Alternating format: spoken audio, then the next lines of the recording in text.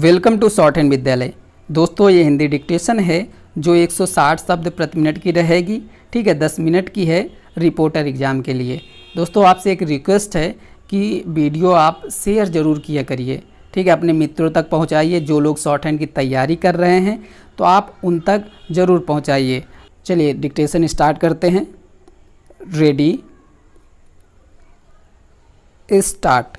सभापति महोदय, इस उद्देश्य को पूरा करने के लिए मेरी सरकार प्रयत्नशील रहेगी और किसी भी प्रकार का किसी राष्ट्रपुंज से कोई गठबंधन किए बिना सब देशों के प्रति मैत्री की नीति पर चलती रहेगी। अपने देश में जिन लोकतंत्रात्मक तरीकों से हम आबाद हैं उनमें समस्याओं को सुलझाने का शांतिपूर्ण तरीका निहित है।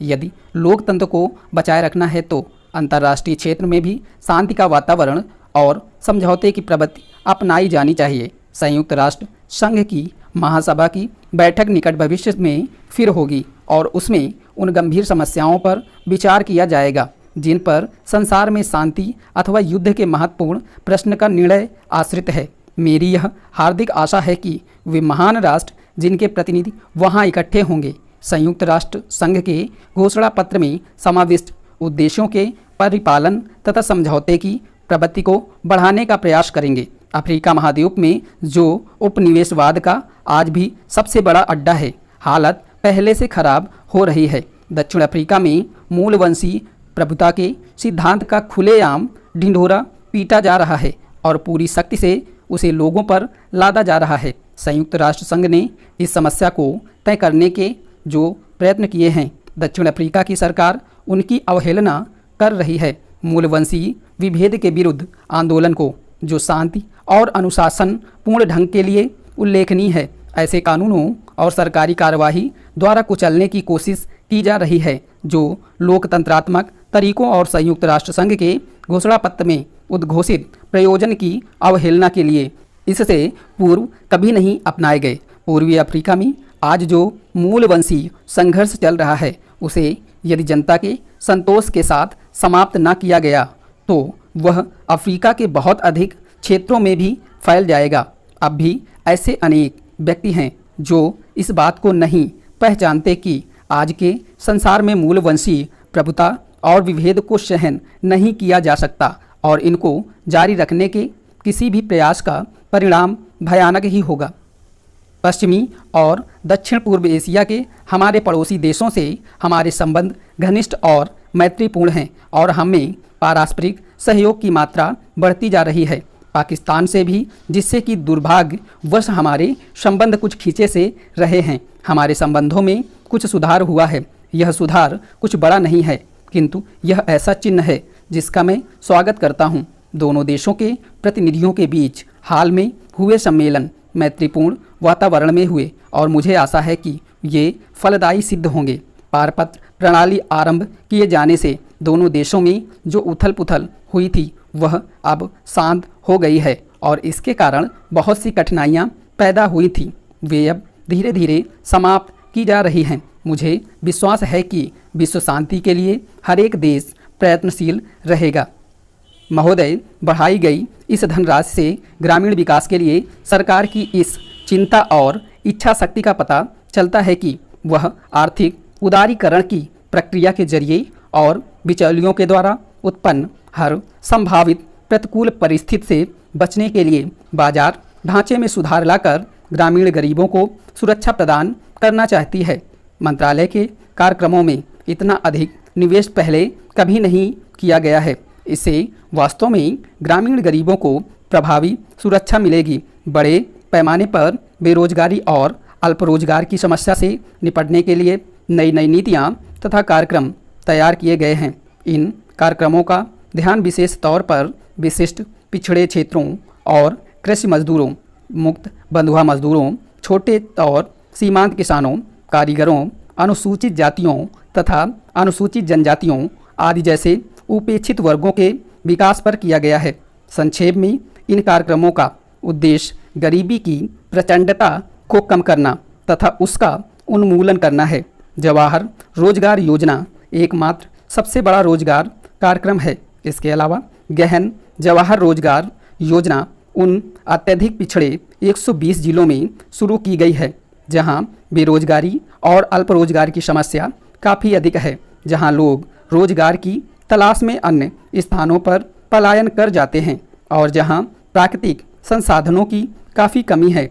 जवाहर रोजगार योजना और गहन जवाहर रोजगार योजना से लगभग 1037 मिलियन श्रम दिनों का रोजगार पैदा होने की संभावना है, जिसके लिए केंद्र का अंश 3855 करोड़ रुपए है। इसी प्रकार सुनिश्चित रोजगार योजना गरीबों को खेती के खाली मौसम के दौरान 100 दिनों का सुनिश्चित रोजगार उपलब्ध कराने की दृष्टि से अक्टूबर 1993 में शुरू की गई थी। इसने ग्रामीण क्षेत्रों में अपना स्थान बना लिया है और वहां इसका बेरोजगारी और अल्प रोजगार की समस्या को हल करने के लिए एक महत्वपूर्ण कदम के रूप में काफ़ी स्वागत किया गया है।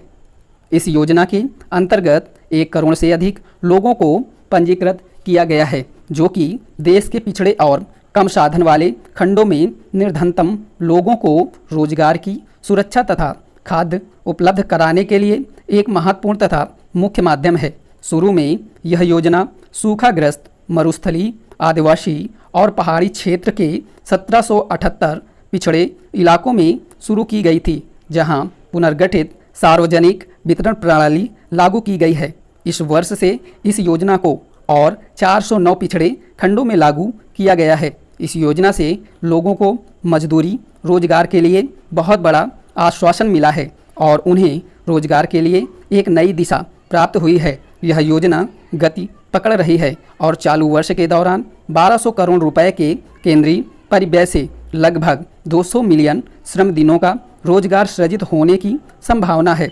ग्रामीण गरीबों के सबसे कमजोर वर्गों को मकान उपलब्ध कराना न केवल उनकी बुनियादी आवश्यकताओं की पूर्ति करना है, बल्कि इससे उन्हें स्थायित्व मिलता है तथा एक सामाजिक स्तर उपलब्ध होता है। महोदय, आधारभूत, युक्तिपरक, व्यवहारिक और अनुकूलित अनुसंधान निरंतर और आबाद गति से चलने चाहिए। नीतिगत प्रश्नों को सुलझाने के लिए अधिक अनुसंधान प्रयासों की आवश्यकता होगी, क्योंकि अंततः इन्हीं के आधार पर उत्पादन प्रणालियों को अपेक्षित स्थायित्व मिल पाएगा। प्रथम पंक्ति में आने के लिए भारतीय कृषि अनुसंधान को श्रेष्ठता के केंद्रों और कृषि तथा संबंधित क्षेत्रों में अंतर्राष्ट्रीय केंद्रों के साथ औपचारिक और अनौपचारिक बंधनों को मजबूत बनाना होगा। बदलते परिवेश में किसी भी तंत्र की दक्षता और प्रभावशीलता परखने के मानदंड भी मात्रात्मक से गुणात्मकता की ओर परिवर्तित हो रहे हैं। अंतिम विश्लेषण में हम यही पाते हैं कि किसी भी वैज्ञानिक संगठन की सामर्थ्य अब भौतिक साधनों से नहीं आंकी जाएगी, बल्कि उसके निष्पादन पर आधारित होगी। कृषि अनुसंधान में प्रभाव मूल्यांकन अभी तक अनुसंधान में किए गए निवेश और नई तकनीकों के प्रसार और अंगीकरण के आर्थिक लाभों को लेकर ही मुख्यतया आंके गए हैं। प्रभाव मूल्यांकन से यह पता चलता है कि कृषि अनुसंधान के अंतिम सुफल प्राप्त करने में आर्थिक नीतियों और प्रौद्योगिकी की परस्पर क्रिया का क्या प्रभाव पड़ा। जिस समय अनुसंधान नियोजित किया जा रहा है या परियोजना क्रियान्वित की जा रही है, उसी समय मूल्यांकन कर लिया जाए तो नीति निर्माताओं को अनुसंधान की भावी दिशाएं खोजने में सहायता मिलती है। अतः इस बात की तीव्र आवश्यकता है कि राष्ट्रीय कृषि अनुसंधान प्रणाली में उसकी क्षमताओं को आंकने के लिए आंतरिक समीक्षा का कार्यक्रम चलाया जाए, ताकि प्रभाव मूल्यांकन की अंतर्निहित व्यवस्था मजबूत बने। इस तरह के अभ्यासों से अनुसंधान कार्यक्रमों में व्याप्त रिक्तियों की पहचान होगी और कार्यक्रम की कमजोरियों को दूर करके जहां जरूरी है वहां काट छांट या मजबूत बनाने का निर्णय लिया जा सकेगा। इसके साथ ही उपलब्धियों और बाधाओं का सही विवेचन करने तथा खेतों तक पहुंचाने के लिए तैयार तकनीकों को पहचानने में मदद मिलेगी।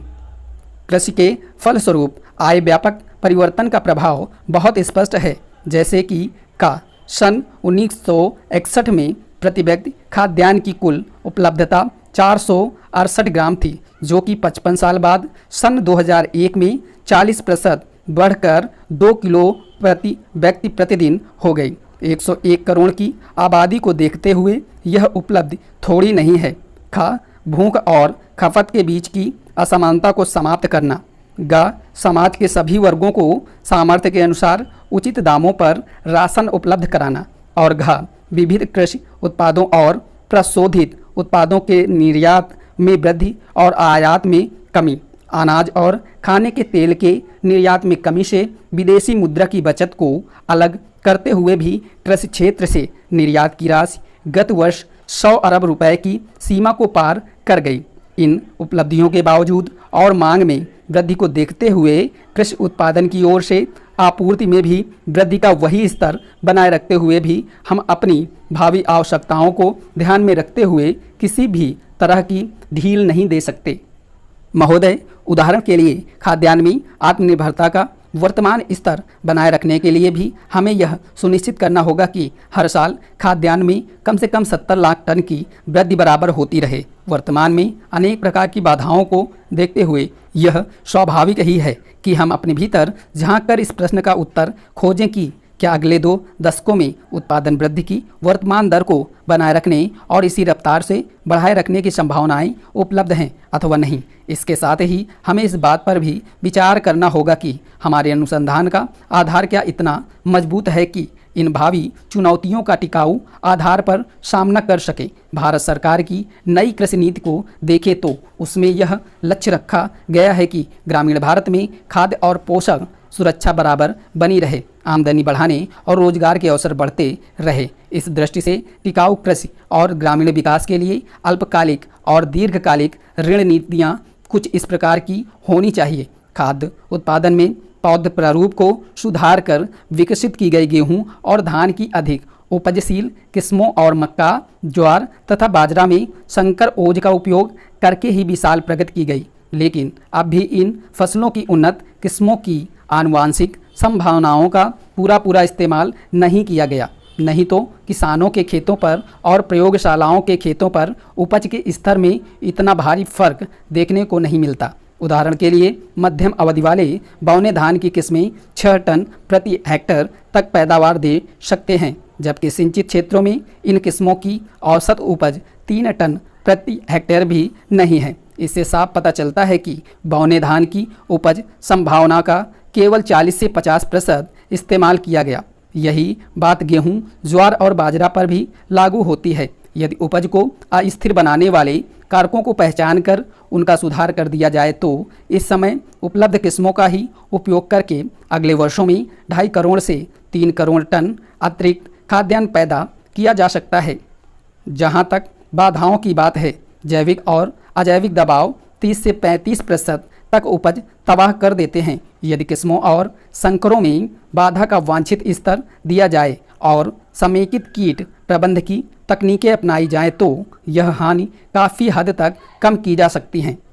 पोषक तत्वों के असंतुलित और कम मात्रा में उपयोग करने, अनुचित किस्मों को चुनने और घटिया बीज के कारण भी उपज की बहुत हानि होती है, जिसे कम किया जा सकता है। इस तरह उपज का अधिकतम स्तर प्राप्त किया जा सकता है। हाल ही के वर्षों में जहां नई तकनीकें नहीं पहुंची हैं, वहां उनका प्रसार करके आशातीत सफलताएं मिली हैं। उदाहरण के लिए पूर्वी राज्यों में बोरो यानी बसंत के मौसम में धान के क्षेत्र में विस्तार हुआ है। स्टॉप।